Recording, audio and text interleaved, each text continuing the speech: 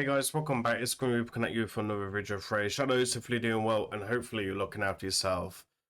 Boy, what a day it's been. The next time this video will probably go live will be the next time that Skinwalker is open, and Raid really need to sit up and pay attention to a lot of things that's going on right now in Factual Wars and how overtuned some of the bosses and the waves are.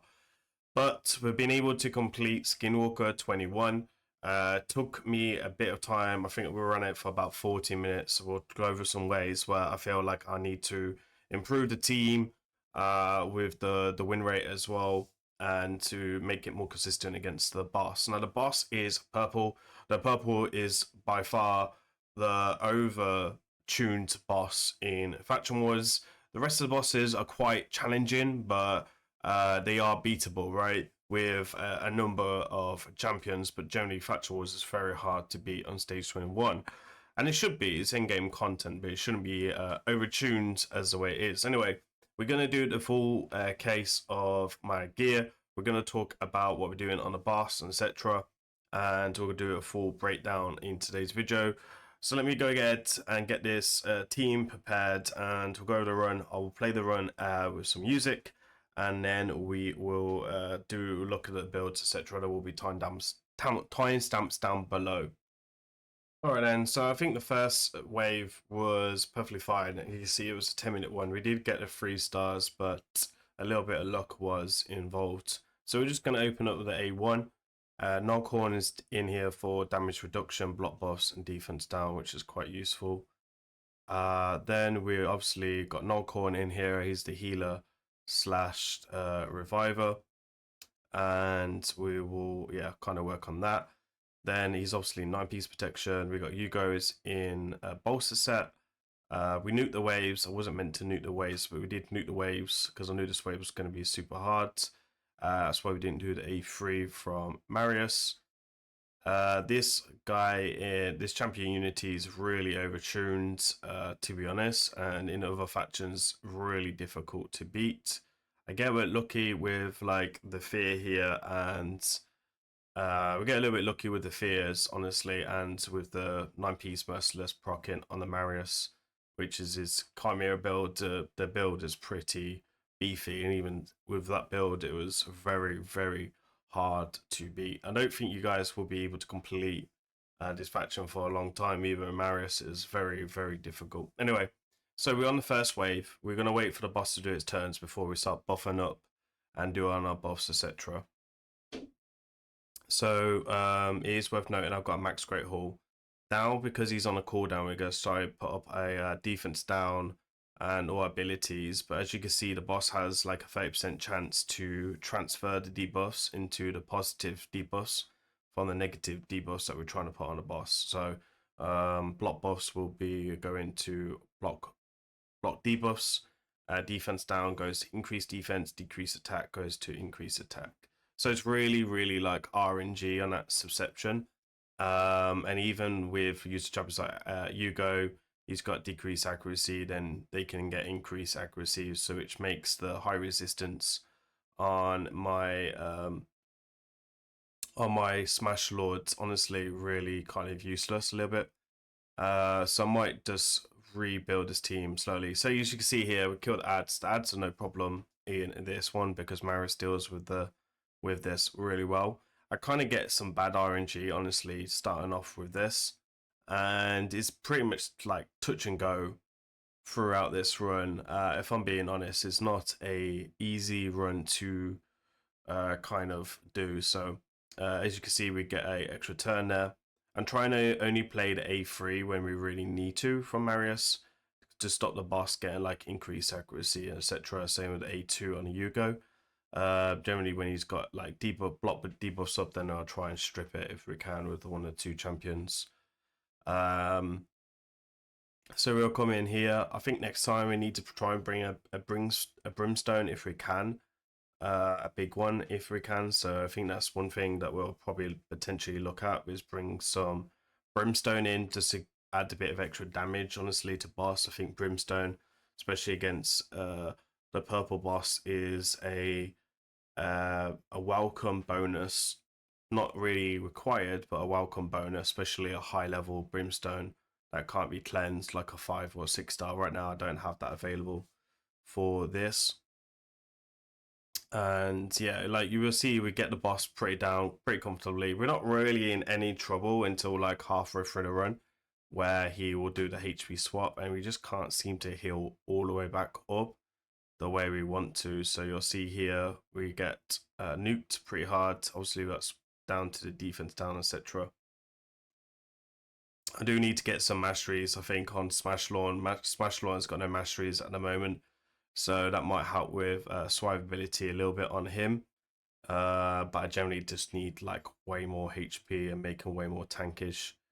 So we'll see here, we'll play that A3 when the boss is on cooldown on his A2.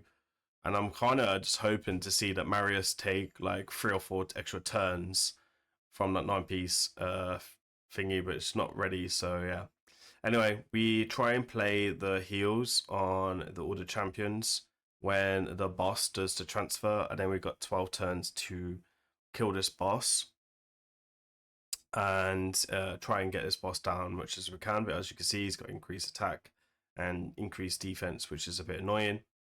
Obviously, there's like relics, etc., that we can try and bring in, like for Hakkorhn Smash, like the extra turn relic, I think could be a really good option just to try and get some RNG in my favor. His cooldowns are kind of long as well, so I think that would be like a good use of that. So we'll be trying to build like some of these relics in, especially against the purple boss, honestly, to trying to help me out. 9-piece protection is so important against this boss. It's so unreal. I think the 9-piece protection is more important, honestly, than the then whatever. You want to try and keep your boss down to minimum as possible. Sorry, that's something in my eye. But it's just very, very OP. Like it's just it's undoable for like the average player. I would class myself as the average in-game player, and I've had an absolute hard time. On a faction, I actually haven't had any hard times at all. I've been a bit lazy with some of the trials, etc. If I'm being honest, that's why I haven't got 63 stars yet. But you know that I can come back and work today. I want to beat the boss, at least 1-star it, and struggle to 1-star it, let alone 3-star it. So yeah, we get a big massive heal there from for Hakkorhn Smash. So I think extra turn relic is going to be a requirement. Obviously I beat it without that, and you can see here it gets very sweaty, like turn 92, 2 champions left. Not really ideal. That's not really what you want to see, but you can kind of see that we will recover and we will slap this boss on the ass, and we kind of send him out his way. So we do lose Hakkorhn Smash, which is basically the backbone of the team, because he's offering all the block buffs and the heals, etc., which is you know, tedious to lose it. He's able to increase accuracy again, and the increased defense, which is great for his survivability. Again, really, really frustrating, but what can you do? Again, you can see that we put the debuffs up, he takes his turn, and we got a transfer. The revive is on cooldown, right? And you can see that the passive as well is on sorry, the A3 is on 3 turns left, and I get feared there. And I'll go do it again. We get feared again. And the boss is set really fighting with the boss to try and get some heals. I guess some emergency heal might be not emergency heal. Yeah, I guess emergency heal blessing could try and help. There's also like elixir of gold potentially that we will try and put like a small elixir of gold onto Hugo to make our life a bit easier, like a level 3. I'm mainly planning to use relics on factions I really struggle on, right? So it's a case of like putting some like rare or epic relics and try and make my life a bit easier so I can run these bosses at a faster pace. And when there's like other things in future to make these bosses changes, then I can use the relics as food. But right now I don't have many star stones, so there isn't really much to do. Bear in mind, we've got level 15 cat gaze with some interesting gemstones on there as well. The destroyed max HP gemstones could be very good, but yeah, it's one of the ones. You see there, the boss is on full cooldown. We need to get him down, but yeah, that's why I'm thinking Brimstone might just help me with a bit of luck there to maybe see the Brimstone proc as he takes his turn, so we can finish him off before he does the HP swap. As you can see again, we're on really fine line. Again, quite depressing to see, but it is what it is. Marius has got his defense down though, so he's able to do his shenanigans.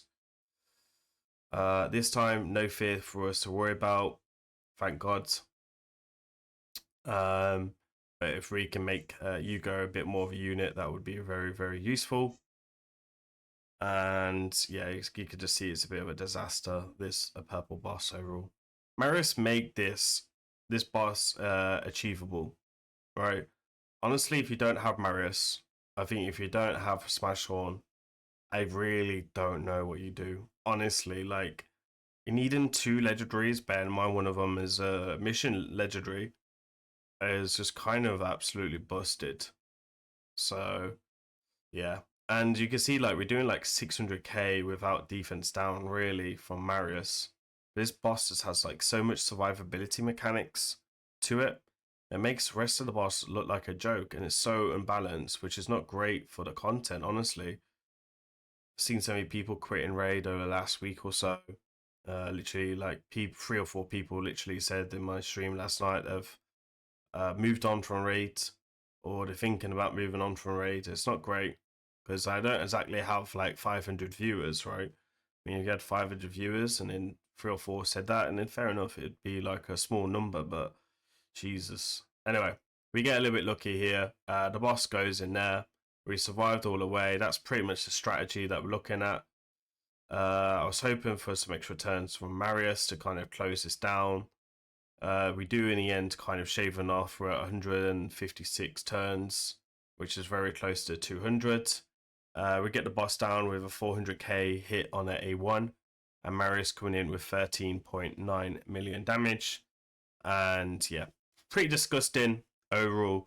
I don't find cruelty and stuff that good for this. Maybe because I don't have like high level cruelty, but on the team, potentially that's the reason. So we've got ragash with life harvest. I think that could go to a brimstone. We've got a tin presence here, which could go to brimstone. We have cruelty level 2.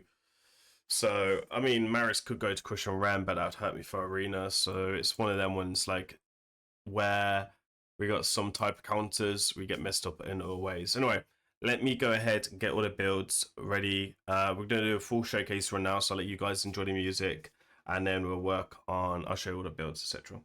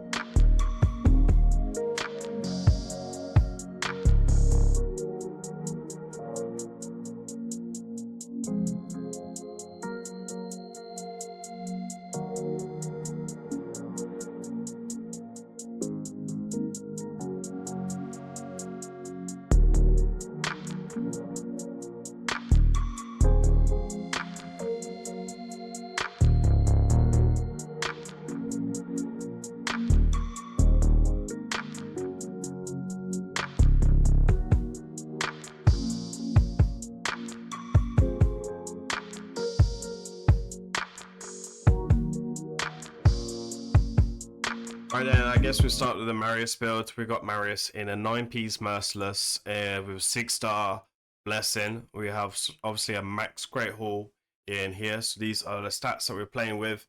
We have 6,800 defense. We have 58,000 HP, 305 speed, 100% critical rate, 437 critical damage, and then 456 speed. So really juicy numbers across the board here. Obviously, we have a relic as well. You can see there, which is a level 15. So really insane stats. We have a max out Guardian Ring as well. So there's a lot of stats coming in here that a lot of people won't be able to do. Even the Blessing at some point. Like everyone should be working on a Marius Blessing anyway. You could try 9-piece Slayer. Maybe 9-piece Slayer is better. Personally, I would always stick with Merciless. These are the gemstones that we can use. Boss Slayer as well for that A1. Soul Reap is a little bit useful, but Crushing Ram is better. And then these are the masteries, which are actually just based for Arena. Probably is better masteries available for the boss. I don't know why you would run any differently though. These are Yugo's stats. So Yugo coming in with these stats. We did try Yugo in regen, but I found that the bolster was better. Team presence, I think, might get changed anyway. I think it's required, and I think that we'll have to add on some type of relic in the future to make my life easier. And then we have these other stats we're running on him. So he's in a 4-piece bolster set. We have 100% HP, 4,900 defense, 321 speed, and 496 accuracy. A little bit overkill on accuracy, but it is the way to go. You can see all the gear is not rolled up at the moment, so that's a couple of things that we can work on. Then we have Ragash, which will be like, I think is a very backbone on my team. He was great across the board, offered a lot of survivability and CC on the waves, and a bit of a defense down as well. These are the stats that he's coming in. So he does have a little relic, as you can see here, Molten Death Bell. We're coming in with 496 accuracy. The resistance, honestly, was a mistake. We're aiming for good speed at 504. And then we have the defense and HP as well. So we're going for 9-piece protection to protect us against the boss. There is a little bit more stats that we can add on to this guy to help him with survivability, which is something we'll look at. The blessing will probably change, and then these are the stuff here as well. Honestly, I think we'll probably change them as well. Then we have Noghorn. I think Noghorn I'm actually going to take out the team and try and bring in some other type of healer to make my life a little bit easier. These are the blessings, sorry, masteries, and then we've got cruelty here. I don't think cruelty is really needed, so that's something we can take into consideration. And then this is Noghorn stuff. So Noghorn is in a 4-piece reflex and 4-piece 2-piece impulse. His stats are coming in at 319, reasonable defense, reasonable HP, and then good accuracy. My main reason of bringing him in was just generally because of his passive ability. So he can't be CC'd, and he can't be he brings a damage reduction, which I thought might be quite useful, but I'll be honest, I don't feel like it was too useful at all. Hakkorhn Smash, I think, is a requirement really for the faction at the moment. So we've got no masteries. We can definitely add in some extra healing masteries and etc. and some extra resistance, which I guess will be the things that I will probably look at as an improvement, or probably farm them over the next week or so. And I think it'll probably get a relic as well of like necrosis to increase the healing as well. And then we have a bit more survivability that I can build out on him as well, because the healing actually goes off his max HP. At the moment, I'll be honest, his HP is not the greatest. I did try to get a best build as possible, so he has 96,000 HP, 3,500 defense, good speeds, and then really high resistance. You need like 525 resistance. I think like once we can drop his resistance by like another 70 or something, we can definitely improve that overall. and there's a little bit of room as well for Phantom Shogun, which I actually have been farming some Phantom Shogun to use on accessories as well, because I think like Phantom Shogun is definitely cheaper to use, but my artifacts already be used are already oiled because they're on other champions, right? Like my arena, etc. So moving gear around was much more healthier. Anyway, that is it for my team, guys. Let me know down in the comments what you guys are doing for Skinwalker faction. Kind of really interested, and I guess there's a lot of fusions potential for Ray to kind of really sit up and listen instead of releasing this broken avoid epic legendary right now in Bannerlords. There is a lot of work they could be doing inside faction wars to try and help us clear this content. Anyway, that's it from me today, guys. Hopefully you enjoyed this, and as usual, please remember to like, comment, subscribe. I've been Grim. I'll see you all on the next one. Take care. Peace.